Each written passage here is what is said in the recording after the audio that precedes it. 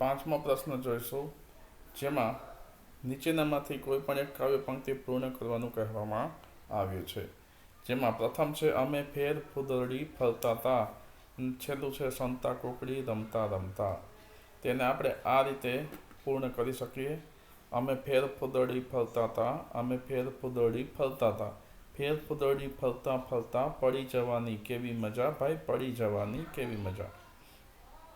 અમે સંતા કુકડી રમતા હતા, અમે ખોડમ ખોડા કરતા હતા, ખોડમ ખોડા કરતા કરતા પકડાઈ જવાની કેવી મજા, ભાઈ પકડાઈ જવાની કેવી મજા.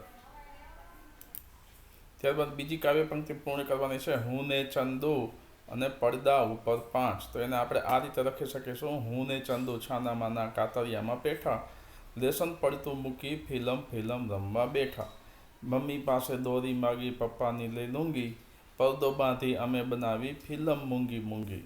હું ને ચંદુ છાનામાના કાતરિયામાં બેઠા, દાદાજીના ચશ્મામાંથી કાઢી લીધો કાચ, તેનાથી ચાંદરડા પાડ્યા પડદા ઉપર 5. તો અહીં તમારે પડદા ઉપર 5 ત્યાં સુધી કાવ્ય પંક્તિઓ છે પૂર્ણ કરવાની છે. તો આપણે આ રીતે કરી શકીએ.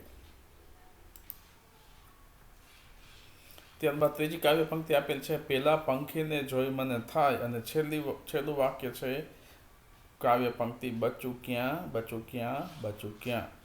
તો આ પંક્તિઓ આપણે આ રીતે પૂર્ણ કરી શકીએ. જેમ કે પેલા પંખીને જોઈ મને થાય, એના જેવી જો પાંખ મળી જાય પાંખ મળી જાય, તો આભલે ઉડ્યા કરું બસ ઉડ્યા કરું. ઘડિયાળમાં 10 વાગે ton ton ton ton ton, બા મને ખોડવા લાગે બચ્ચું ક્યાં બચ્ચું ક્યાં બચ્ચું ક્યાં. તો આ રીતે આપણે આ કાવ્ય પંક્તિઓ છે એને પૂર્ણ કરીશું. વિદ્યાર્થી મિત્રો, આ સાથે જ આ ધોરણ 5નું ગુજરાતી વિષયનું પ્રશ્ન બેંક આપવામાં આવેલી છે, એનું સંપૂર્ણ સોલ્યુશન આપણે આમાં જોયું. મારી યુટ્યુબ ચેનલ માય સ્ટુડન્ટ્સ એજ્યુકેશનને સબસ્ક્રાઈબ કરજો અને તમારા અન્ય મિત્રોને પણ શેર કરજો. ધન્યવાદ.